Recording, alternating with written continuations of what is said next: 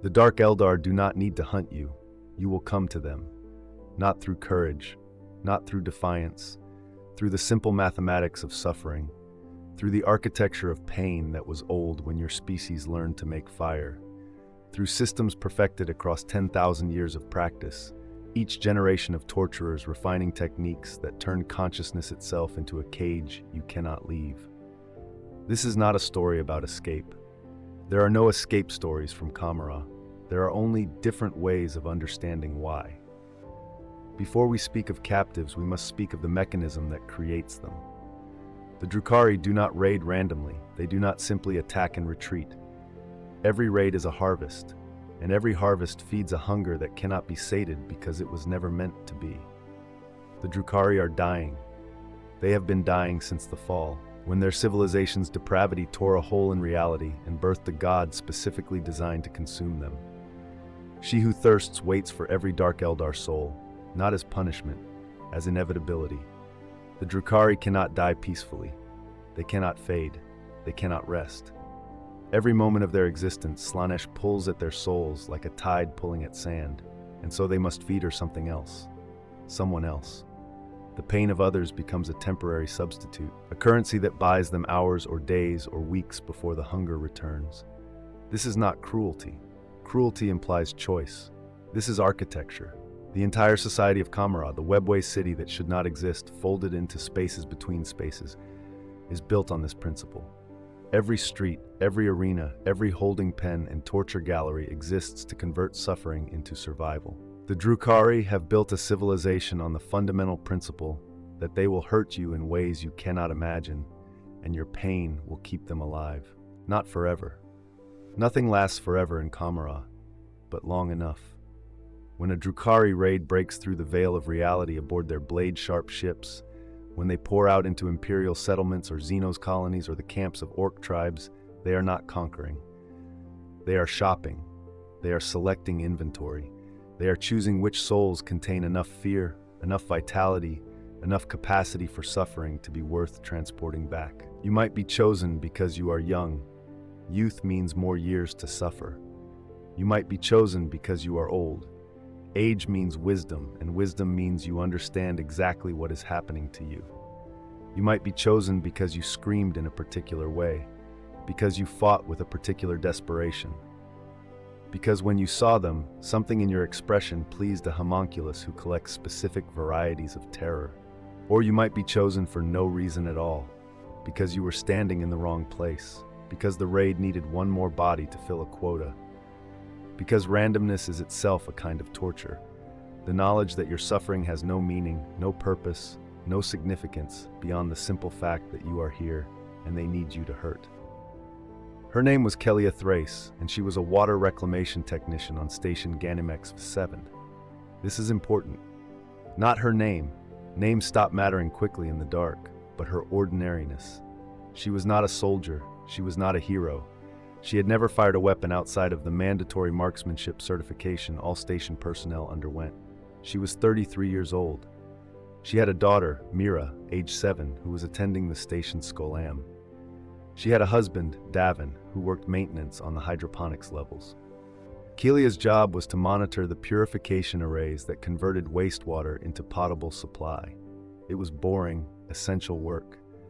The kind of work that keeps 10,000 people alive without anyone ever thinking about it. She was good at her job. She had received 2 citations for efficiency. She attended prayer services every 6th day. She had never been late for a shift in 4 years. None of this mattered. When the Drukhari hit Ganymedes 7, Kelia was on sub-level 14, reviewing flow rates and checking for bacterial contamination. The first she knew of the attack was when the lights went out. Not flickered, went out as if someone had severed the station from existence itself. Then the screaming started. The Drukhari did not come for Kelia immediately. They were methodical. They had cut off the station's distress beacon first. Standard protocol: prevent any calls for help before beginning the harvest.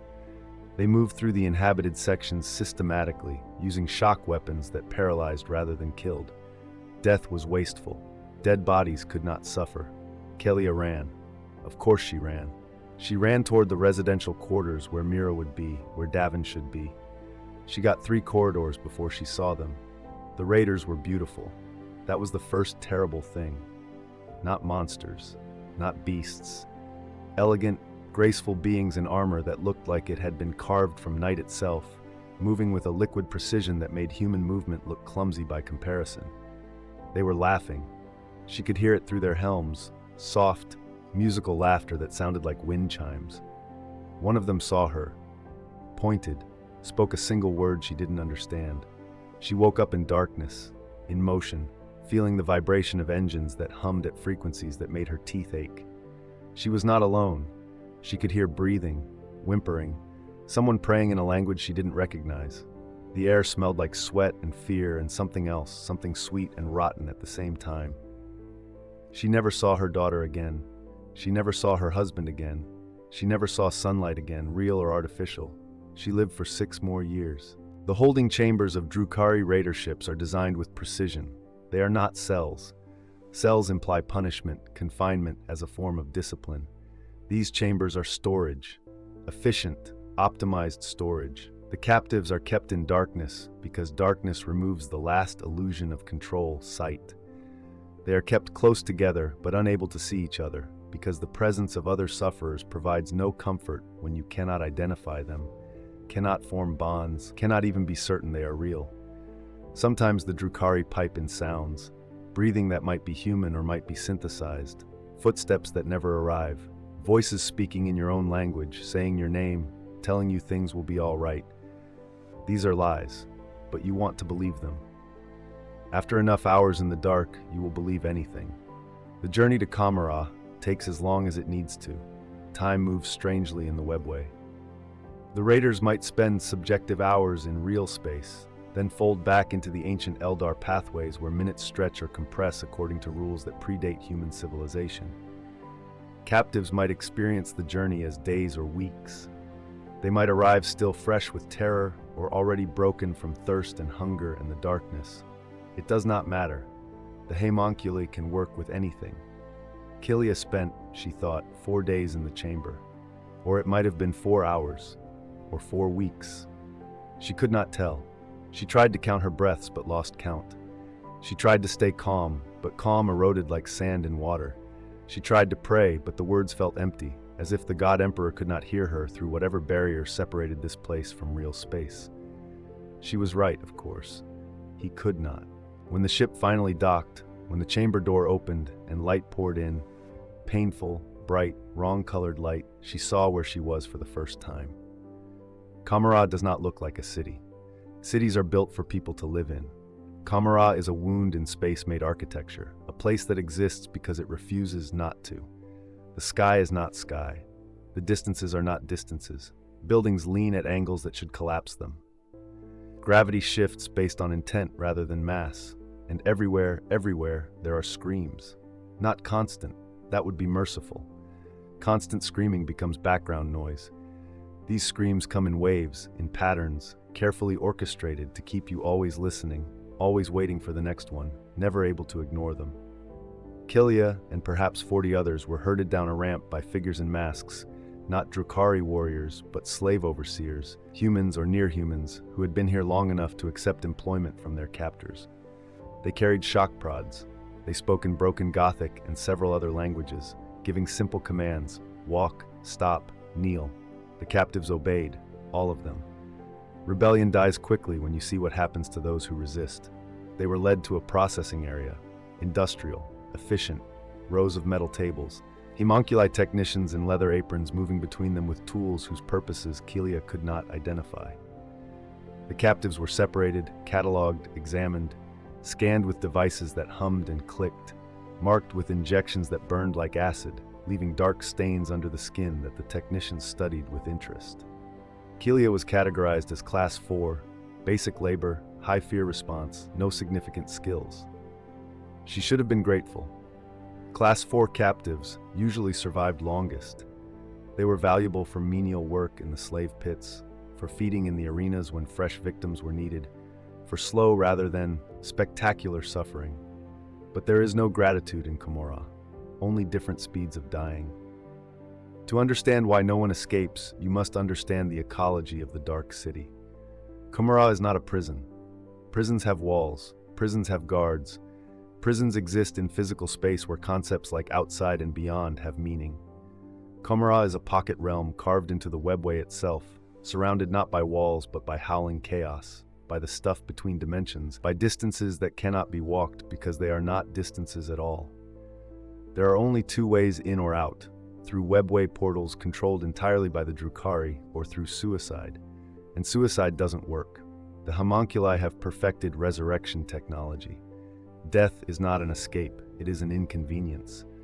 A captive who kills themselves will wake up hours or days later in a regeneration tank, their body rebuilt, their memories intact, often with improvements. Scars removed, organs replaced, efficiency optimized.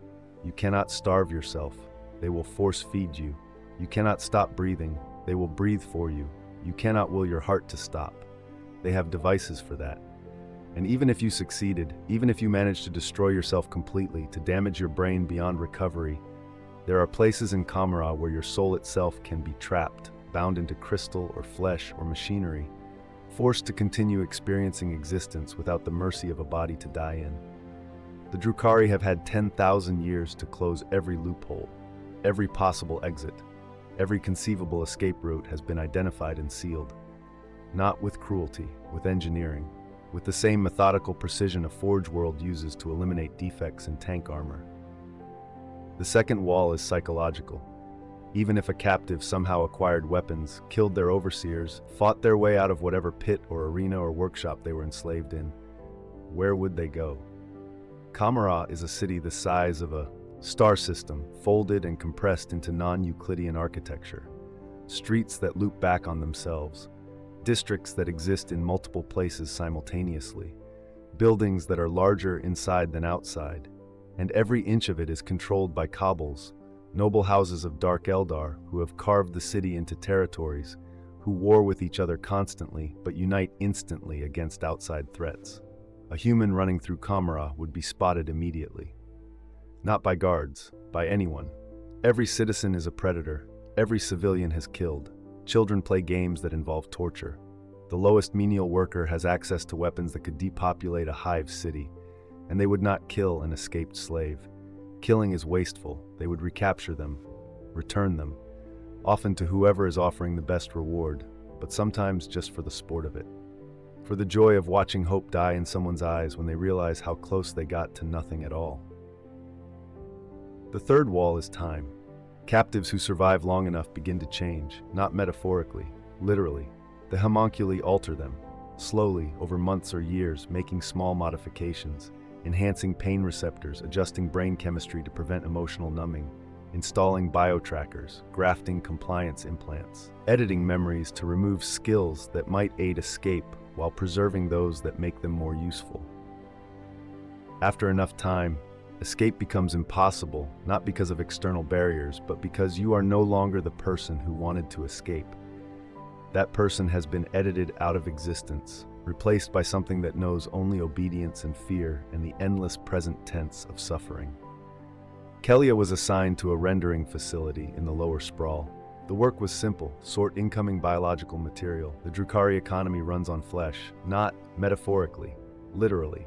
The homunculi can rebuild anything if they have enough raw material, limbs, organs, entire bodies.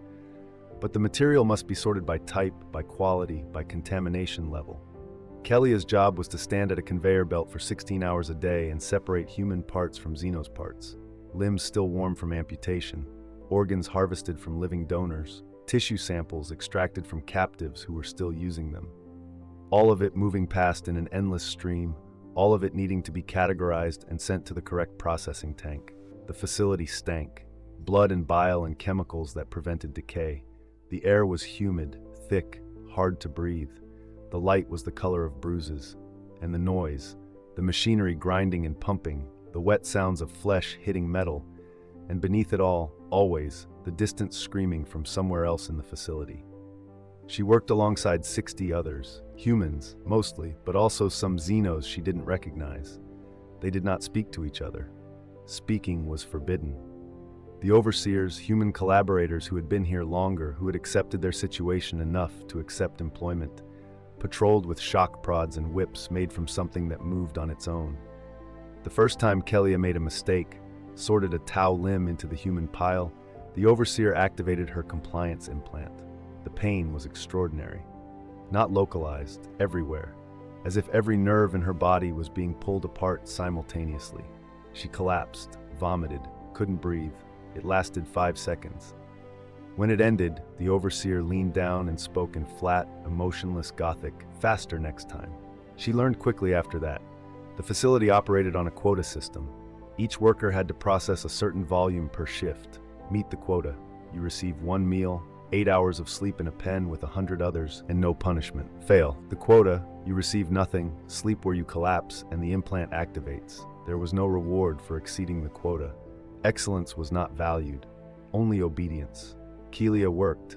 Days became weeks, weeks became months. She stopped counting. Time lost, meaning when every day was identical, when there was no variation, no change, no hope that tomorrow would be different from today. She did not think about Mira anymore. Thinking about her daughter activated a pain worse than the implant. She did not think about Davin. She did not think about Ganymex 7 or sunlight or water that didn't taste like metal and blood. She thought about the quota, about making it to the meal, about not collapsing. This is how they keep you. Not with chains, with the erosion of everything except the immediate moment, with the reduction of existence to simple biological imperatives. Eat, sleep, survive the next shift. And it works. It works perfectly. Because humans are not built to maintain rebellion across months or years of constant stress. The mind adapts. It has to. Adaptation is survival. But adaptation in Kamara means becoming something that can no longer imagine freedom. Kelia worked in the rendering facility for 2 years before her reassignment. She had no warning. One day at the end of her shift, instead of being herded back to the sleep pens, she and 30 others were separated and loaded into a transport. The transport had windows. She had not seen windows in 2 years. She looked out and immediately regretted it. The district they were being driven through was wealthy. Spires of impossible architecture rising into a sky that churned with colors that shouldn't exist. The streets below were crowded with Drukhari citizens in elaborate clothing, moving between entertainments. She saw an arena the size of a mountain. She saw markets where the merchandise was alive and screaming. She saw a plaza where beautiful sculptures stood in frozen poses, and realized after several seconds that the sculptures were people, somehow preserved mid-scream. The transport stopped at a compound surrounded by high walls topped with blades. The gates opened. They were unloaded into a preparation area, an arena. They had been sold to an arena. The Overseer, not human this time, but a Drukhari in practical armor, explained the situation in fluent Gothic. His tone was instructional, almost bored. They were now the property of Arena Master Zelian. They would fight, not each other. That was wasteful. They would fight beasts, captured xenos predators, creatures from death worlds, sometimes malfunctioning war constructs, sometimes things the homunculi had made specifically for this purpose. The goal was not to win. The goal was to survive long enough to entertain the audience. Performance was measured by a point system. Style mattered. Desperation mattered. How you screamed mattered. The audience would vote in real time, and those votes determined your value. High value, better food, medical treatment, weapons that functioned properly. Low value, the opposite. They were given armor, scrap metal welded together offering minimal protection. They were given weapons, dull blades, malfunctioning lasguns, clubs made from bone. They were given 12 hours to rest. Then the first fight began. Kelia's first opponent was a creature she had no name for. 6-limbed, eyeless, covered in overlapping plates of chitin. It moved like water, fast and fluid. The arena floor was sand over rockcrete soaked with old blood. The stands rose in tiers around her, packed with thousands of Drukhari spectators, their faces beautiful and terrible and utterly without empathy. She had never fought anything before. She did not know how. She held her weapon, a corroded chain, blade that sputtered and jammed, and waited to die. The creature lunged. She dodged. Pure instinct, no skill. The audience made a sound, collective amusement, like wind through glass. She swung the blade. It connected, tore a shallow wound across the creature's flank. The creature shrieked and retaliated, one limb catching her across the ribs and sending her sprawling. The pain was immense, ribs cracked. She couldn't breathe. The creature advanced slowly, savoring the moment. The audience made a different sound, anticipation. Something in Kelia broke, not her spirit, that had broken long ago. Something else, some last restraint, some final piece of the person she had been. She stopped thinking. She became motion. Fear translated directly into action. She rolled, came up swinging, drove the blade into the joint where limb met body. The creature screamed. She didn't stop. She swung again, mechanically, until the limb detached and the creature collapsed. She stood over it, breathing in gasps, blood running down her arms, hers and its, and the audience erupted in approval. She had entertained them. She survived the fight. Received medical treatment, crude but effective, her ribs knitted together with bone glue that burned like acid but worked. She was given a full meal. She was given a weapon that functioned, and she was told she would fight again tomorrow. This continued for 8 months, 43 fights. She lost track of what she fought. The creatures blurred together. What remained clear were the moments between, the waiting in the pens, the sound of other captives being dragged away, the weight of the weapon in her hands becoming familiar, becoming comfortable. She was getting good at this. That was the horror.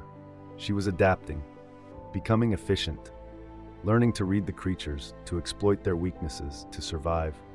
And the audience loved her. She had developed a following. Spectators who came specifically to watch her fights, who bet on her survival, who called out her designation, Slave Theta 114, like it was a name to be celebrated. She was valuable now. The arena master treated her better. She had a private cell. She had armor that fit. She had weapons of reasonable quality. She should have felt grateful. Instead, she felt nothing.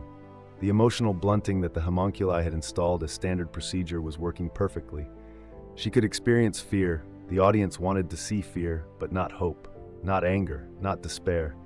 Just the flat, empty functionality of an animal trained to perform. Then came the 44th fight. The creature was different this time. It was human, or had been. A space marine, she realized with shock. Power armor painted in colors she didn't recognize, already damaged, rents torn in the ceramite showing augmented flesh beneath. The helmet was cracked, one eye lens shattered, giving her a glimpse of the face inside. Middle-aged, scarred, expression set in grim determination. He should not have been here. Space Marines were too valuable, too dangerous. They were killed on sight or sold to homunculi for vivisection. They were not put in arenas against slaves. But here he was, and the audience was screaming with delight. The Space Marine looked at her, spoke. His voice was distorted by the damaged Vox unit in his armor, but the words were clear. I will make this quick. He was not attacking. He was offering mercy. Kelia understood. He was going to kill her as quickly and painlessly as possible. Better than the creatures. Better than being torn apart slowly.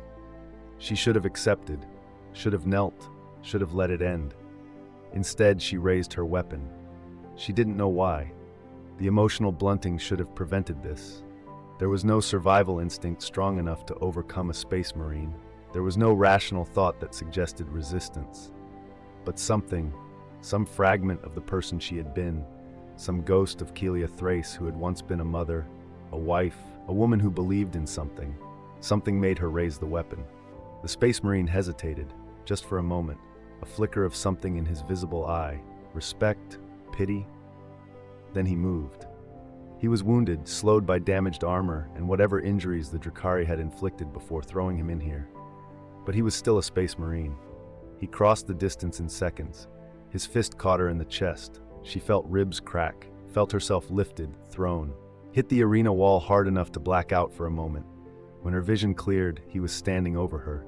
His bolt pistol empty, she realized, or they wouldn't have allowed it, raised like a club to finish this. He spoke again. You fought well. The Emperor recognizes your courage. And then his head exploded. Not from her, from above.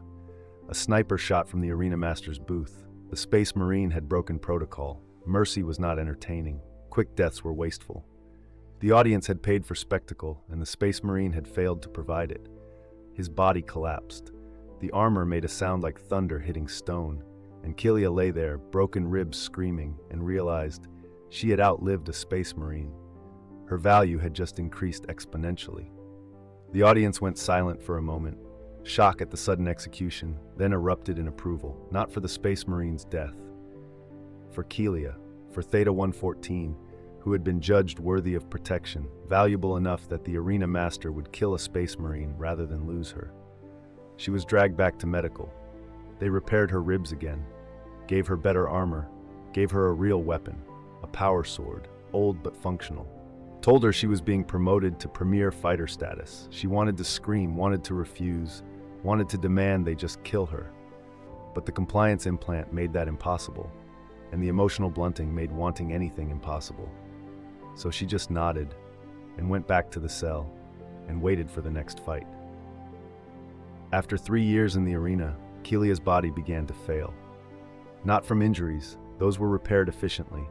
From the cumulative damage of repeated trauma, of accelerated healing, of biological systems pushed beyond their design limits.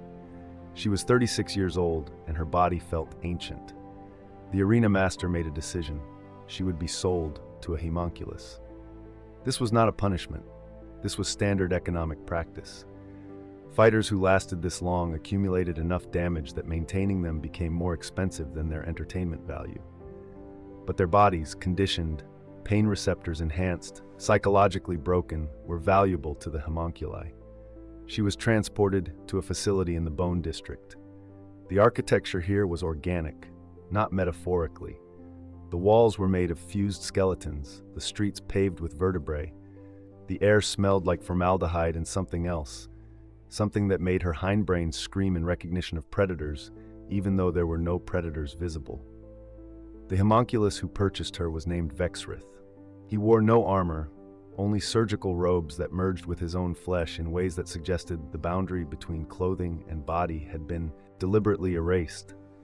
His face was beautiful in the way surgical precision is beautiful. Perfect symmetry, flawless skin, eyes that reflected light like mirrors. He examined her with professional interest, scanned her with devices that made her skin crawl, discussed her features with assistants in the Drukhari language, pointing at specific parts of her anatomy like a craftsman evaluating raw materials. Then he explained her new purpose. She would be a test subject, not for weapons or poisons. Those required xenos or more robust specimens. For Vexrith's specialty, pain refinement. He was developing new techniques for extending suffering, for preventing psychological adaptation, for keeping subjects conscious and aware during procedures that would normally trigger catatonia or death. It was important work, he explained. The Drukhari needed increasingly intense sensations to stave off Slanesh. Standard torture was becoming insufficient. Vexrith was pioneering the next generation, and Kelia's body, already conditioned by years of arena fighting, already cataloged and understood, was perfect for baseline testing. The procedures began immediately. She lost track of time quickly. There were no day-night cycles in the laboratory, no windows, only the endless succession of examination tables and surgical theaters and recovery tanks. Vexrith was meticulous. He explained each procedure before performing it, not out of courtesy, but because fear enhanced results. He would describe exactly what he was going to do, where he would cut, which nerves he would stimulate, how long it would take. Then he would do it. And Kelia would discover that his descriptions, thorough as they were, could not actually prepare her for the reality. He was modifying her nervous system, increasing sensitivity, adding redundancy so damage couldn't cause numbness, installing biomonitoring that kept her conscious even during procedures that should have triggered shock. Between procedures, she was placed in recovery tanks, vats of warm liquid that accelerated healing and prevented infection. She floated in the dark, unable to move, unable to speak, kept barely conscious by stimulants that prevented her from retreating into catatonia. Sometimes Vexrith would come to observe her, stand beside the tank, making notes on a data slate, speaking observations to his assistants. He never spoke to her directly. She was not a person to him. She was a project, a work in progress. After 6 months, he declared the initial modifications successful. Her nervous system was now 40% more sensitive than baseline human.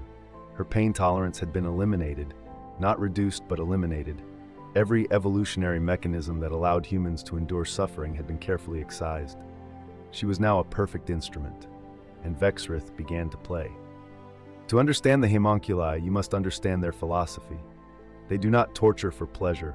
Pleasure is crude, temporary, ultimately meaningless. They torture for the same reason a musician practices scales, to refine technique, to approach perfection. Vexrith viewed suffering as an art form. Each subject was a canvas. Each procedure was a brushstroke. The goal was not merely to inflict pain, but to create experiences, carefully orchestrated sensations that existed at the absolute limit of what consciousness could endure. Too little intensity. The subject adapted, became numb, wasteful. Too much intensity. The subject's mind shattered, retreated into psychosis or catatonia. Also wasteful. The art was in finding the exact threshold and sustaining it, keeping the subject at the peak of suffering for as long as possible. Hours, days, weeks. Vexrith's record was 3 months of continuous perfect agony. The subject, a captured Tau diplomat, had remained conscious and aware the entire time, unable to adapt, unable to escape. Vexrith aimed to exceed that record. Kelia was his attempt. He built the sessions in cycles. 7 days of procedures, intensifying gradually, mapping her responses. Then 3 days of recovery in the tanks, allowing her body to heal but not her mind. He had installed blocks that prevented psychological recovery, that kept the memory of suffering fresh and immediate. Then the cycle would repeat. Each time slightly more intense, each time exploring a different modality, chemical, electrical, surgical, psychological. Sometimes he worked alone. Sometimes he invited colleagues to observe or contribute techniques. Sometimes he allowed apprentices to practice on her under his supervision, critiquing their work, explaining where they had been too gentle or too aggressive. Kelia experienced all of this with perfect clarity. The emotional blunting was gone. Vexrith had removed it. He needed her to feel everything, not just physically, but emotionally. Despair was part of the palette. Hope, false hope, deliberately introduced then crushed, was another color he used. She begged. Of course she begged. They all did eventually. Begging was data. Vexrith would note the timed begging, the phrasing, the specific things she begged for. Then he would ignore the begging and continue. She tried to bargain, offered information, cooperation, anything. Vexrith recorded the offers but never responded. What could she possibly offer that would be more valuable than her suffering? She tried to retreat mentally, to dissociate, to imagine herself somewhere else. Vexrith had predicted this. He had installed neural locks that prevented dissociation, that kept her consciousness firmly anchored to her body, unable to distance itself from sensation. After 8 months, she stopped trying anything. Just endured. Existed in the eternal present tense of whatever was being done to her, without past or future, without hope or despair, without anything except the immediate overwhelming fact of suffering. This was the goal. This was perfection. Vexrith was pleased. In her 14th month with Vexrith, something changed. A visitor arrived at the laboratory. Kelia was in a recovery tank at the time, floating in chemical darkness, barely conscious. She heard voices in the Drukhari language. Vexrith's tone was respectful, unusual. He was deferring to someone. They came to observe her tank. 2 figures, Vexrith and a female Drukhari in elaborate armor that looked like it had been carved from solidified shadow. She looked at Kelia through the murky fluid, spoke a question. Vexrith answered, gesturing at monitoring equipment. The visitor leaned closer to the tank. Her eyes met Kelia's through the glass, and something passed between them. Not sympathy. The Drukhari do not do sympathy. Recognition. The look a craftsman gives a tool they find particularly well made. The visitor spoke to Vexrith. There was a transaction, credits transferred, and then Kelia was being drained from the tank, cleaned, dressed in a simple black garment that covered nothing important but created the illusion of clothing. She had been purchased. Again, the new owner introduced herself in perfect Gothic. Her name was Lelith Hesperax. She was a succubus, a gladiatrix, one of the finest blade dancers in Camara. She collected interesting specimens, survivors, people who had endured things that should have broken them. Kelia qualified. Lilith explained, Kelia would not be tortured anymore. That phase was complete. Instead, she would serve in Lilith's household, menial work, cleaning, serving, maintaining equipment, simple tasks. Kelia didn't believe her, couldn't believe her. Belief was another thing that had been taken away, but it turned out to be true. Lilith Hesperax's household was not kind. Kindness did not exist in Kamara, but it was stable. There were rules, clear rules. Follow them. You were fed, housed, left mostly alone. Break them. Punishment was swift but proportional, designed to correct behavior rather than destroy. Kelia was given a small room, actual walls, actual door, privacy for the first time in 4 years. She was given clothing that fit. She was given tasks: clean the training halls, maintain the weapon racks, prepare food for the household's other servants. There were 60 servants in total. Humans, mostly, but also some xenos. All of them survivors of various arenas, laboratories, slave pits. All of them purchased by Lilith for reasons they didn't understand. Kelia worked. The tasks were easy compared to everything that had come before. The hours were long but finite. There was a rhythm to it. Wake, work, eat, sleep, repeat. After the chaos of the arena and the laboratory, the predictability was almost restful. Almost. Because Lilith had not purchased them out of mercy. She had purchased them because she was conducting an experiment. She wanted to know, could suffering be reversed? Could a completely broken person be repaired? Not physically. The homunculi could repair anything physically. But psychologically, spiritually. Could you take someone who had experienced the absolute depths of Drukhari cruelty and return them to something resembling their original state? Not out of compassion, out of curiosity. And because if it was possible, that meant the suffering had not been permanent. That meant the victim could be broken again, and that second breaking would be even more exquisite because they would know, would remember, what it felt like to be whole. Lilith never explained this directly. Kelia figured it out slowly, over months of observation. Watching how Lilith would study them, how she would introduce small comforts and monitor their responses. How she would sometimes ask questions, gentle, probing questions about their memories, their feelings, their dreams, and record their answers with scientific precision. It was just another form of torture, slower, more subtle, more sophisticated, but it worked. After 6 months in the household, Kelia began to remember things, not all at once, in fragments. A smell that reminded her of Mira's hair, a sound that echoed something Davin used to do when he was concentrating. A moment of quiet that felt like the observation deck on Ganymex 7 where she used to watch the stars. The memories hurt worse than anything Vexrith had done. Physical pain was simple, immediate, finite. This was grief, and grief had no limits, no endpoint, no recovery period. Grief simply existed, a weight that pressed down on everything. She tried not to show it, tried to maintain the blank efficiency that had kept her alive this long. But Lilith noticed. Of course she noticed. She noticed everything. One evening, Lilith summoned Kelia to her private chambers. The room was beautiful in a way that hurt to look at. Perfect proportions, elegant furnishings, weapons displayed like art. Lilith sat in a chair that looked like it had been grown rather than built, cleaning a blade that seemed to drink the light. She spoke without looking up. "You remember your daughter." It was not a question. Kelia said nothing. Staying silent was often the safest response. Her name was Mira. 7 years old, brown hair. Your husband was Davin, a maintenance worker. You lived on Station Ganymex Vaseth. You were a water reclamation technician. You were good at your job. You had never been late for a shift in 4 years. Kelia felt something crack inside her chest. Not her ribs, those had been broken and healed too many times to count. Something deeper. Lilith looked up, met her eyes. "I purchased your records from the raid. Standard procedure. We keep documentation of all captives, species, origin, basic biography. It helps establish market value." She set down the blade. "Your daughter was taken in the same raid. She was classified as Class 2, high-value youth, auctioned to a pleasure cult in the Jade District. Your husband was classified as Class 5, low-value adult, sent to a corpse starch processing facility. He survived 3 weeks." The words were delivered clinically, without emphasis, like reading a maintenance report. "Your daughter is still alive, probably.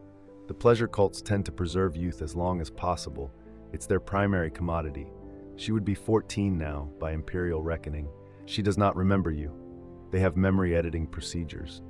She believes she was born in Kamara, that she has never been anywhere else." Kelia heard herself make a sound. Not words, just a sound, something between a gasp and a moan. Lilith continued. I am telling you this because the experiment requires complete information.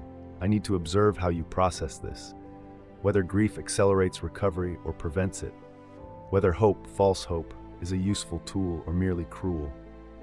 She picked up the blade again, examined its edge. You cannot save her. You will never see her again.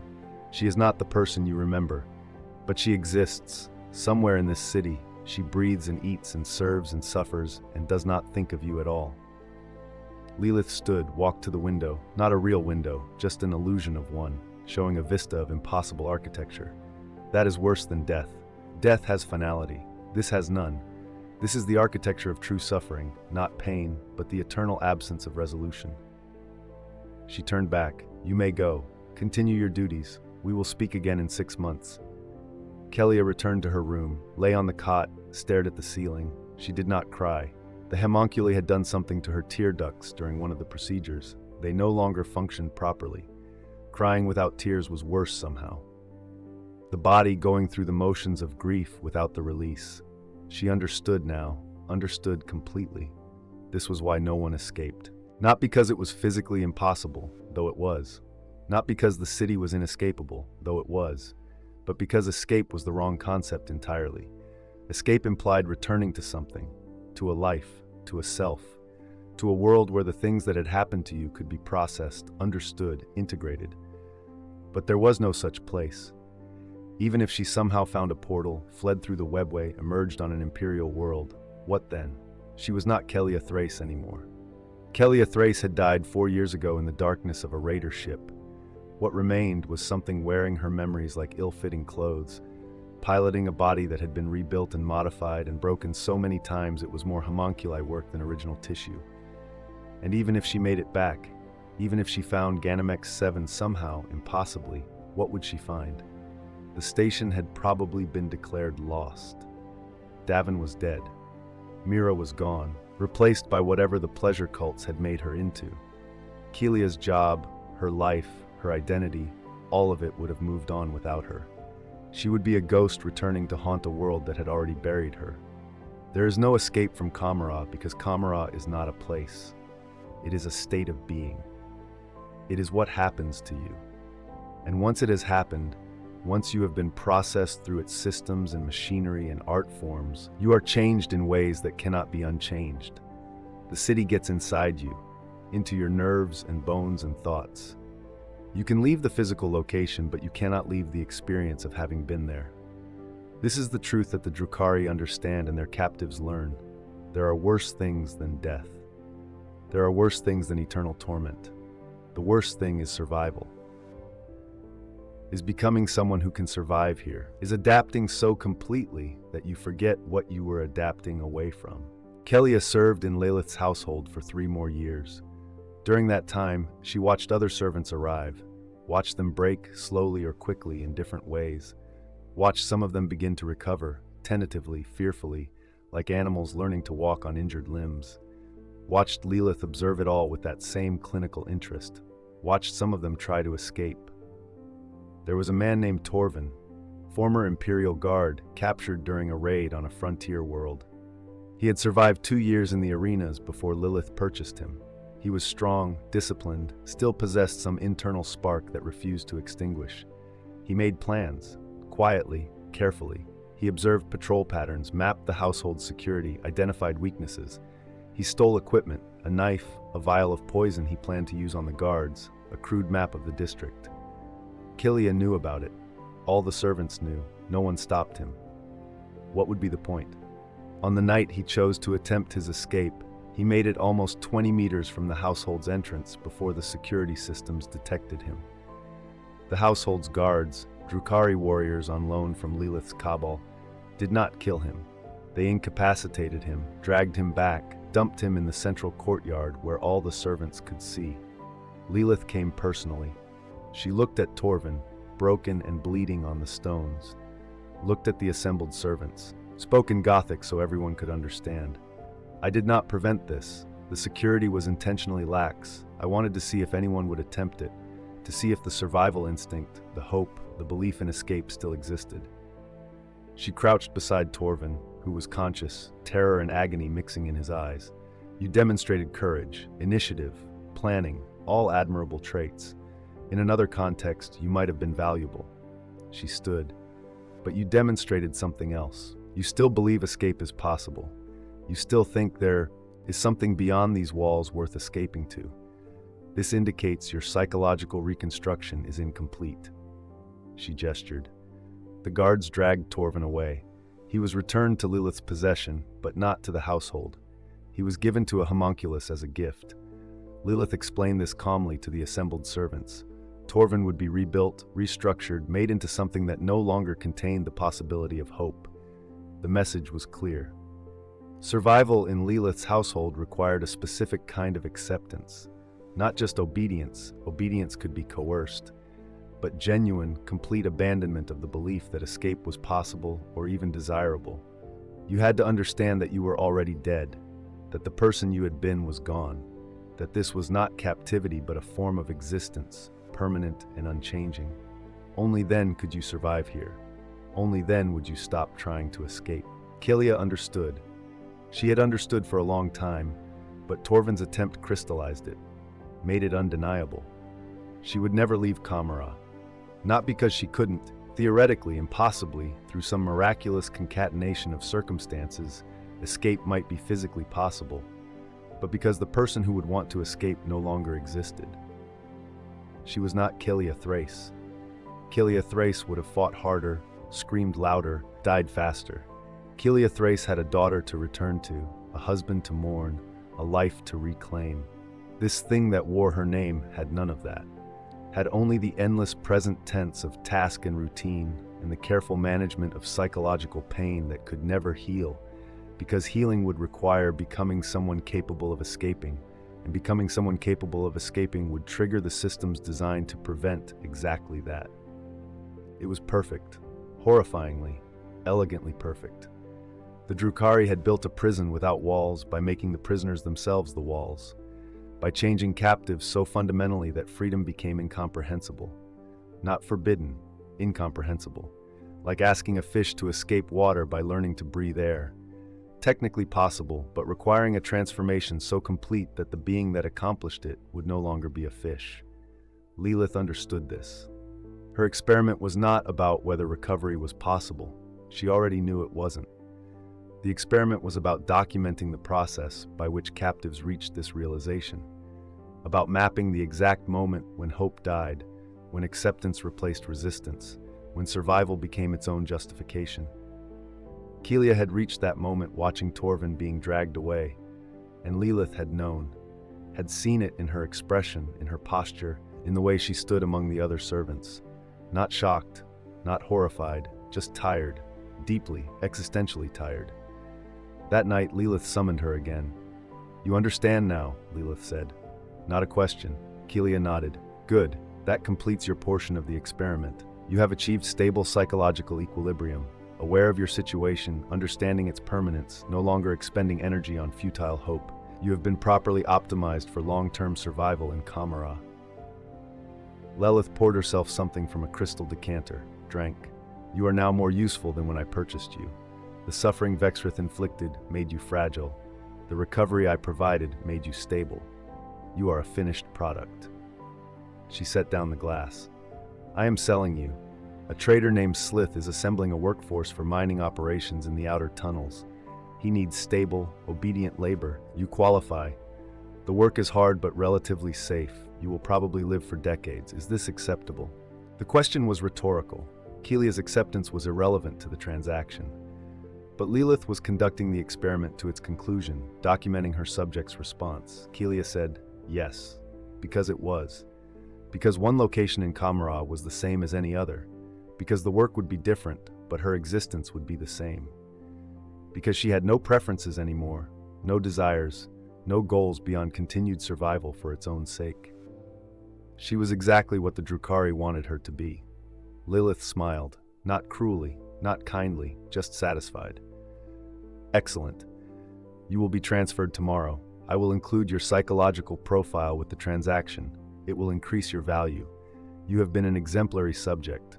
She dismissed Kilia with a gesture, and Kilia returned to her room for the last time, packed the few possessions she had accumulated, none of them personal, all of them functional, and slept dreamlessly.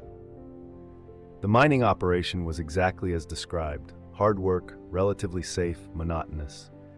The tunnels were deep in Kamara's substrate, carving through the ancient webway foundations, extracting crystallized suffering, a literal mineral that formed in places where intense agony had soaked into the fabric of reality. The Drukhari used it for various purposes, amplifying psychic fields, crafting certain types of weapons, creating artistic installations. Kelia and 300 others worked in shifts, drilling, hauling, sorting. The overseers were human collaborators who had been here long enough to accept supervisory roles. The environment was dangerous, but predictably so. Tunnel collapses happened, toxic gas pockets could open, equipment malfunctions could kill. But these were ordinary industrial dangers, comprehensible, manageable. After the arena and the laboratory and the psychological complexity of Lilith's household, the mining felt simple. Kelia worked, days into weeks, into months, into years. She was 39 years old, then 40, then 45. Time continued because biology continued, even though everything else had stopped. She did not think about Mira. When thoughts of her daughter surfaced, randomly, unbidden, like debris rising in water, she acknowledged them without engaging. Mira was 14 when Lilith told her. She would be in her 20s now. An adult by Imperial standards, though Kelia could not imagine what adulthood meant for someone raised in Kamara's pleasure cults. She did not think about escape. That concept had been fully excised. The tunnel entrances were guarded, but not heavily. The guards were there to prevent unauthorized entry from the city, not exit from the mines. Nothing in the mines was valuable enough to escape with, including the miners themselves. She did not think about death. Death would come eventually. All the modifications the homunculi had made would break down eventually, but probably not for decades. She was healthy, in the way that intensively modified bodies remain healthy, efficient, durable, capable of continuing. She simply existed. Day after day, shift after shift. The work, the food, the sleep, the occasional injury and its treatment. The slow degradation of the body, the absolute absence of change or growth or development. This was survival. This was winning. This was what remaining alive in Kamara meant, and it was indistinguishable from death. In her 8th year in the mines, Kelia met another worker named Javas. He had been a merchant captain before his capture. Intelligent, educated, probably mid-50s, though it was hard to tell. Homunculi work made aging difficult to assess. He had been in Kamara for 16 years, longer than Kelia. They worked the same shifts occasionally, did not speak. Speaking while working was inefficient and discouraged. But during the rest periods, in the communal areas where workers ate and slept, sometimes they would sit near each other, and eventually they began to talk. Not about the past, never about the past. Talking about who you had been was counterproductive, reopening wounds that needed to stay closed. They talked about nothing, about the quality of the food, about a tool that needed repair, about a tunnel that was showing stress fractures. Safe topics, meaningless topics, but human contact nevertheless. The recognition that another consciousness existed nearby, that they were not entirely alone. Over months, others joined these conversations. 5, then 8, then a dozen workers who formed a loose social group. Not friends. Friendship was too dangerous, too vulnerable. Just people who acknowledged each other's existence. They developed routines, eating in the same area, sleeping in adjacent spaces, small, meaningless customs that gave structure beyond the structure imposed by the mining operation.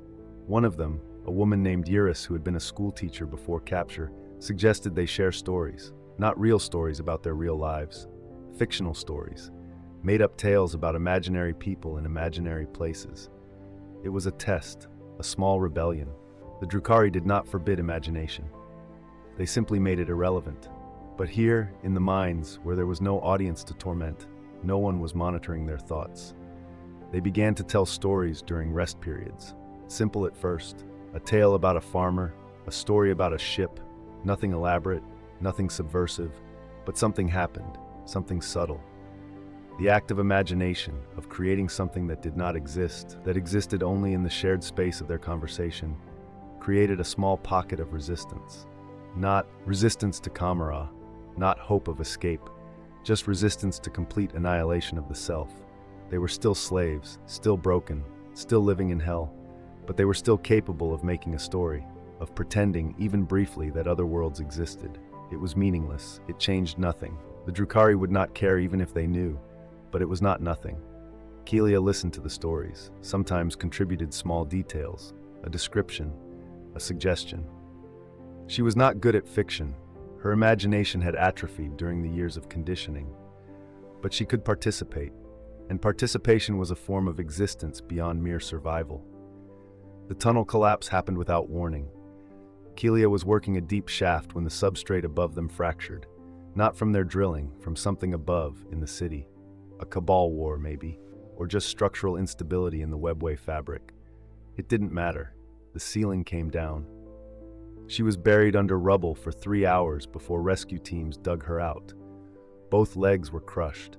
Her left arm was shattered. 4 ribs were broken, one puncturing a lung. She was bleeding internally in multiple locations. The mining operations' medical facilities were basic but functional. They stabilized her, transported her to a homunculus facility for repair. Not Vexrith, some other practitioner whose name she never learned. The repairs took 2 weeks. When she woke in a recovery tank, her legs were new. Not healed, new. Different bones, different musculature. The homunculus had replaced rather than repaired, using spare parts harvested from other captives. She could walk, could work, could continue. But something had changed, not physically. Physically, she was better than before. The new legs were stronger, the arm more efficient. The homunculi improved while they rebuilt. That was standard. The change was internal. During those 3 hours under the rubble, trapped in darkness, unable to move, unable to call for help, she had been certain she was dying, and she had felt relief, not happiness, not peace, just relief, that it was finally ending, that the endless continuation was about to stop. Then they had dug her out, fixed her, sent her back to work, and the relief had curdled into something else. Not despair, she was beyond despair, something worse, a kind of horror at the realization that even death was not guaranteed, that even being crushed under tons of stone was not sufficient to end this. She returned to the mining operation, returned to the routines, the work, the food, the sleep, the conversations with Chavez and Yiris and the others. But she could not shake the horror, could not silence the small, terrible voice that kept asking, how much longer? How many more years? Decades? What would finally be enough to stop this? In her 11th year in the mines, Kelia finally understood the complete truth. It came not as revelation, but as accumulation. Small observations building over time until the pattern became undeniable. She noticed that some of the miners had been here for over 20 years, that their bodies, heavily modified by repeated homunculi interventions, seemed to barely age, that the oldest workers were not dying of age but of accidents, or being sold to other operations, or being reclaimed by homunculi for parts. She noticed that the turnover in the mines was not from mortality but from economic transactions. Workers were bought and sold like equipment, transferred based on market needs, not lifespan limitations. She noticed that the Drukhari kept very good records, that every captive was tracked, monitored, their condition documented, that the city's entire economy depended on precise inventory management of suffering beings. She noticed that there was no retirement, no end of service, no point at which a captive was considered to have suffered enough and was released or granted mercy or even just killed, because that would be wasteful. The terrible truth was this: the Drukhari had perfected not just the infliction of suffering, but its sustainability. They had created systems that could extract pain indefinitely, that could keep bodies functional, minds conscious, suffering perpetual. Not forever. Nothing was literally forever, but for practical purposes, for the span of a human lifetime extended artificially, yes, forever. She would work in these mines, or some other mines, or some other facility, until her body broke down beyond the point where repairs were economically viable. That might take 40 more years, 50, perhaps longer if medical technology improved. She was 46 years old. She might live to be 90, 100. Every single one of those days would be this: the work, the food, the sleep, the absence of change or hope or meaning, the absolute zero of existence. And there was no escape. Not through death, they would repair her. Not through madness, they had removed that possibility. Not through rebellion. There was nothing to rebel against, no enemy to fight, just systems and economics and the simple perpetual fact of her existence as inventory. This was the answer to the question she had stopped asking years ago. This was why no one escapes Drukhari captivity alive. Not because escape is physically impossible, not even because survival becomes psychologically impossible, but because escape and alive are the wrong categories entirely. You do not escape Kamara because Kamara is not a location you are in. It is a state you have become. The physical city is just the architecture around a more fundamental transformation, the conversion of a person into a perpetual resource, a permanent source of suffering that can be extracted forever without depleting the source. And you are not alive, not in any meaningful sense. Being alive means having a future that is different from the present, means possessing the capacity for change, for growth, for death. You have none of these. You have only continuation, endless, unchanging, meaningless continuation. The Drukhari have created something worse than death. They have created unlife, existence without being, consciousness without purpose, suffering without even the mercy of eventual ending. You do not escape because there is nowhere to escape to. Because the person who would want to escape was annihilated years ago, and what remains does not contain the possibility of wanting anything beyond the next meal, the next sleep, the next shift. You do not die because death requires having been alive first, and you are not alive. You are functioning, operating, continuing. This is the masterpiece of Drukhari civilization, not the torture, not the cruelty, not even the efficiency. The masterpiece is this: the creation of a system so complete, so comprehensive, so perfectly engineered, that escape becomes not forbidden but meaningless. That hope becomes not crushed but incomprehensible. That death becomes not a release but an irrelevance. Kelia worked in the mines for 37 more years. She died at age 83 when a crystallized suffering deposit they were extracting proved to be